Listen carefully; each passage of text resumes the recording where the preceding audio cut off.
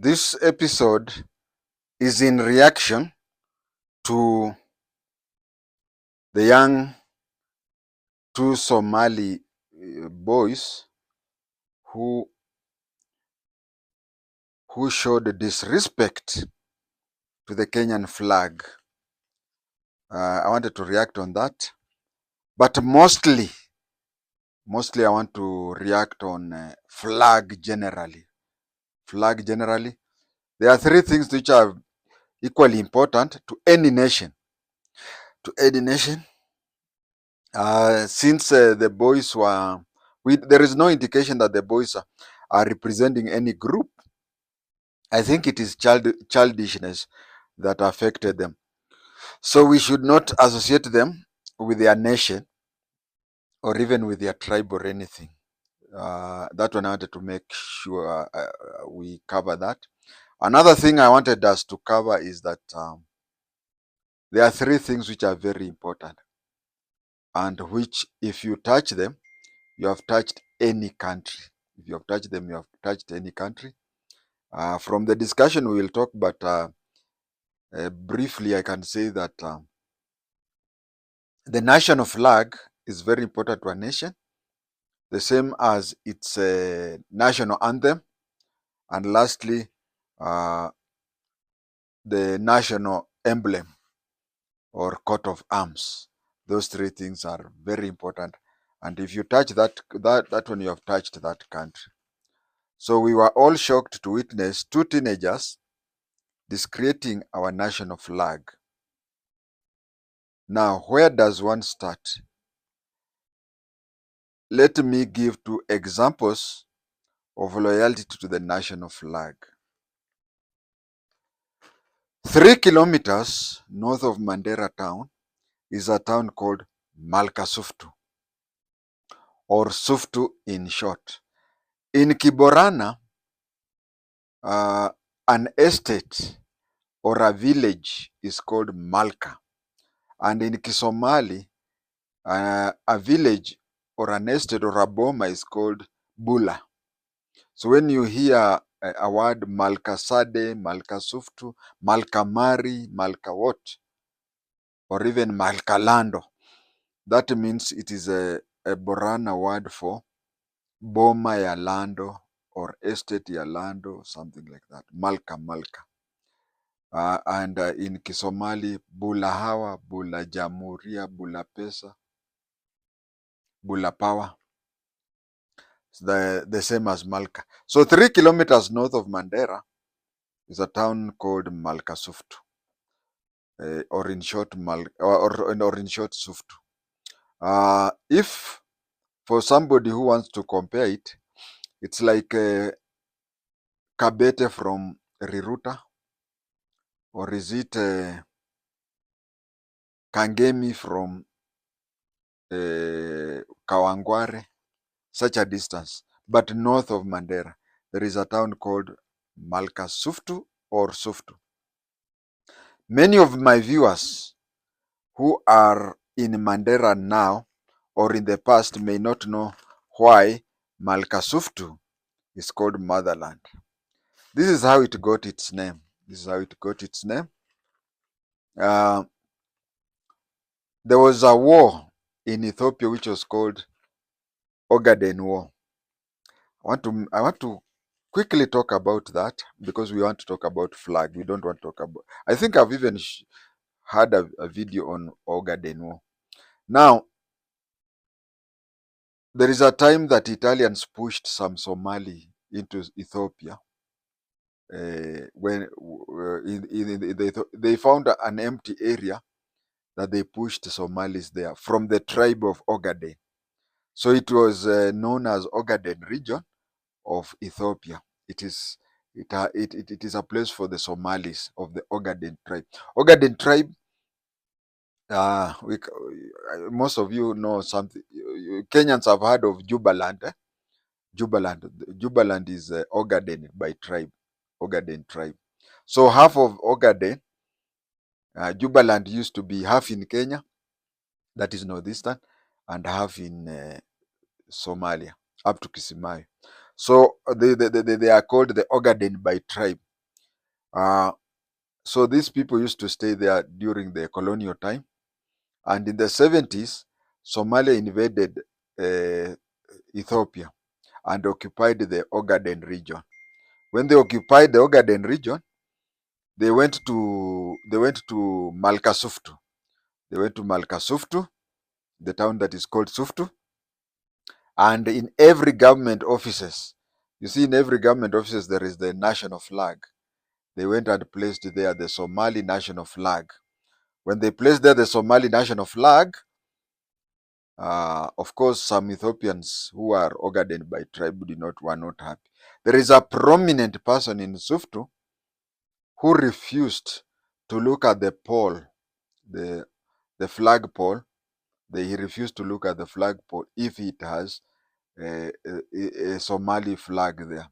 He wanted it to be replaced and the Ethiopian flag to be returned. So he looked down and he was being forced to look, and he closed his eyes.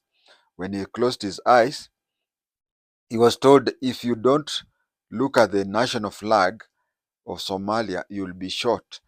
And he shouted in English and said, motherland or death. Motherland or death. And it happened in Malkasuftu. So that is, from that day is when Ethiopia regained Ogaden region, people remembered when this man had said motherland or death, and that is how Malkasuftu got its name as motherland. Uh, I like when people say, "Hey, I stayed in Mandera, but I've never known that." So this is what I want to tell you: is that he refused to look at the Somali flag and said motherland or death. Uh, you can see he was ready to die, and actually he died. He refused to bow down to the Somali flag. He wanted the Somali flag to be removed and the Ethiopian flag to be returned. So you can see how things are. The second example I want to tell you is about Cyprus. There is an island in the Mediterranean Sea that is called Cyprus. That island nation, if you draw a line, half of it is occupied by Greeks and half by Turkish, but both of them are Cyprus. So you find that they are called Greek Cyprus and Turkish Cyprus. And if you can remember very well, Greeks are Europeans, Turkish are Arabs, or if not Arabs, then they are Asians. So they were under one government. They were under one government, and the government was ruled by Archbishop Macarius. The president was Archbishop Macarius. Macarius was also the Archbishop of the Greek Orthodox Church and a very close friend of Mzee Jomo Kenyatta. Now you know why uh, we have. Now you know why and how we have the Greek Orthodox Church plenty in Kenya. The Greeks on the island nation were believed to be very close to the Greek on the mainland, and the Turkish Cyprus were very close to Turkey on the mainland. One time, the Turks from the mainland assisted the Cyprus Turks to take over the capital. The capital is called Nicosia, and planted a puppet government. Archbishop Macarius even went to exile. Every morning, they would raise the Turkish flag on all the places. You know, we have places where we place the national flag, government offices. So all government offices in that capital, Nicosia, they placed there the Turkish flag. One person was filmed trying to bring down the flag and was shot with a machine gun. What I want to say here is that flags are raised in the morning. Flags are raised in the morning, and in the evening they are brought down. So there was no way he could bring down the flag. He wanted to raise up to the top of the He wanted to raise up to the top of the post and remove the flag. He wanted to go up to the top of the post and remove the flag.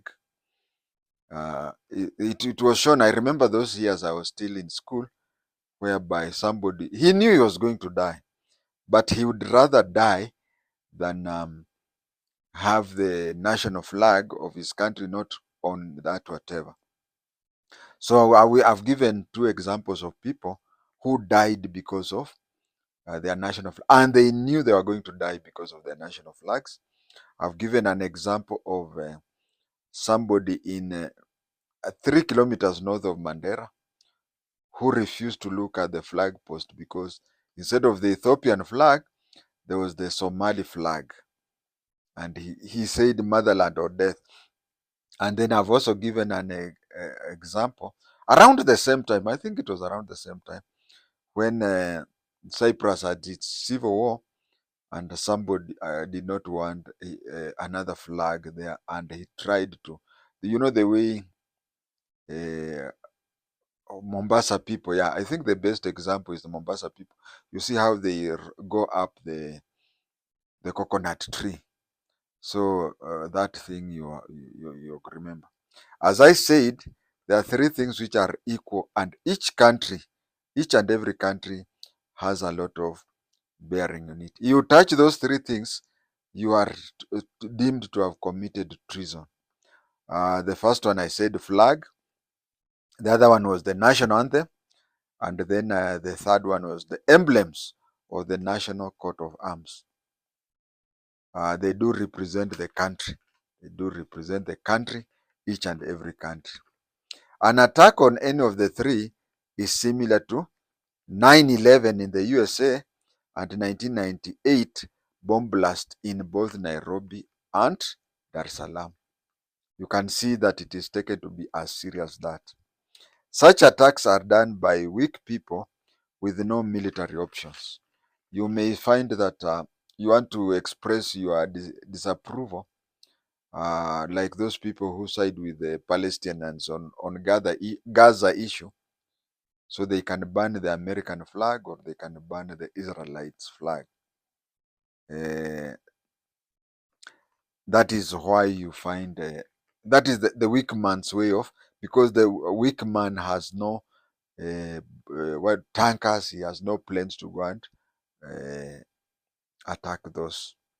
But before we continue with the issue of flags, let me talk about the other two, about the national anthem and the coat of arms. In Kenya, we have seen cases where an artist draws the Harambee coat of arms without saying the spear, without even the say the spear. And the cartoonist then says that our politicians have grabbed everything, including the spear on the coat of arms. Another cartoonist may draw a starving lion and say that the government is starving its people. It has starved even the civil servant, and that is why you see the lion starved. Those are, if you redraw the coat of arms in such a way, it is seen just as if you are contemptuous of the national coat of arms. As for the national anthem, you may replace the words, but maintain the tune. You may use some abusive word or whatever, and then you replace them with other words. With such words, such replaced words, mostly they are mocking the nation, mocking in nature. Okay, there is, O God of all creation, bless this our land and nation. Justice be yours. Now you maintain that tune, but you place there contemptuous wordings, so that you Ngozi Sikeleli Africa. You maintain that tune, but you place there words which are abusive. So it shows that I think some Christians also get annoyed when politicians start saying bado mapambano, because it is like it's something, I think that is one of the examples one can give. It is a flag. Okay, I've talked about the national anthem. I've talked about the coat of arms.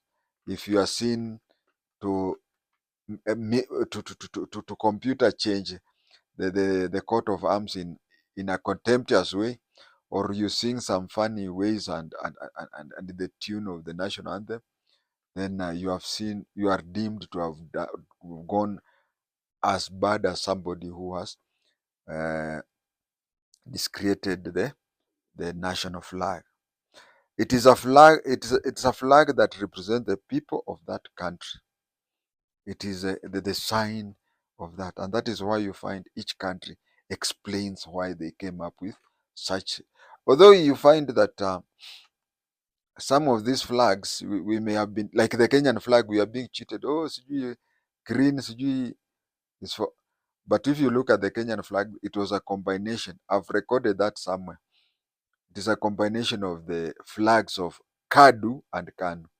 And if you look at the Ugandan flag, it is the UPC flag, Uganda People's Congress flag, when Uganda was attaining independence.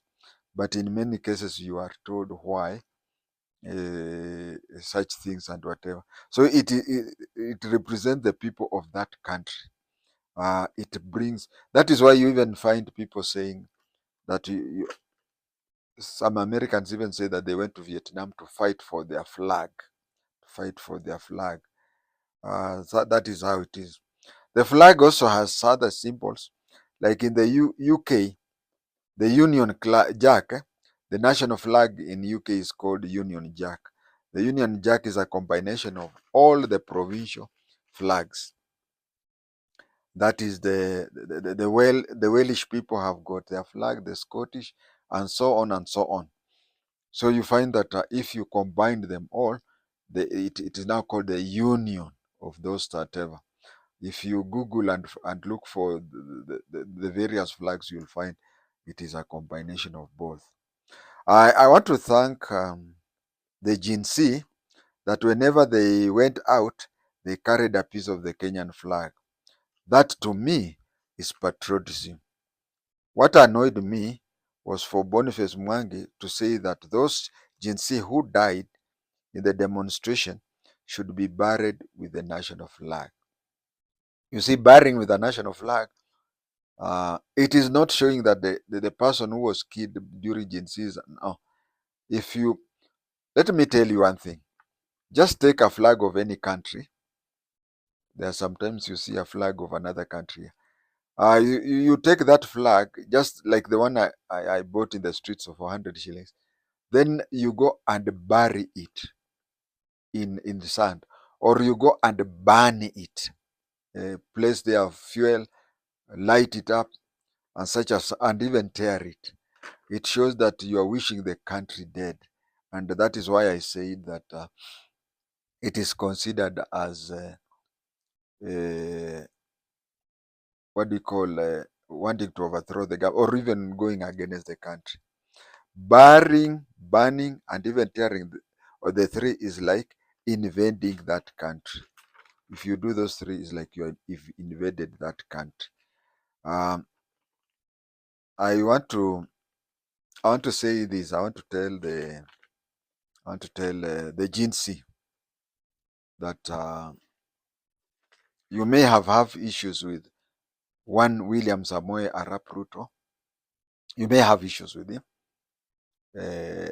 Personally, that is not the purpose of my talking or whatever.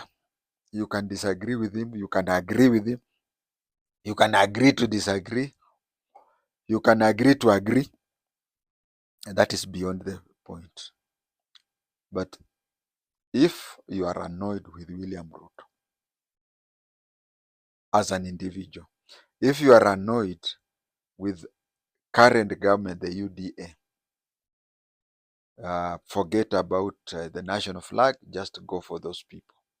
I may not talk deeper than what I've said because in these days of social media, you comment something, tomorrow you find it somebody has done it, and you are said you are the one, you incited that. So William Ruto may be wrong to you. Okay, let us assume he has wronged you. But when you bury the flag, it is like you are burying the country. Then this flag was first raised on 12th December 1963. Ruto was not born, was not yet born. Uh, there are some kids who are being born today. They'll get older than me, They'll die, but still leave that flag. So when you burn the flag, when you tear the flag, when you bury the flag, it is a country, it is Kenya you are going to be against. And if Gen Z you are given power, I know, before people like Samuel and Morara, but I even predicted that. You can even see before, several months before, I had predicted that those. But what I would say is that before Morara and whatever did what they did, supposing you would have chosen a government headed by Morara or Samuel, don't you think you'll still have that flag? And even those kids who are being born today, one of them will be a president when we are long dead. It still be that flag. So uh, Ruto, Jomo Kenyatta, Daniel Arap Moi, Mwai Kibaki, Uhuru Muigai Kenyatta, and even William Samoei Arap Ruto can annoy you, but don't do that to the national flag. What I would say is that if you want to be annoyed with that, just go for the person, but don't go for the country. Back to those two youths.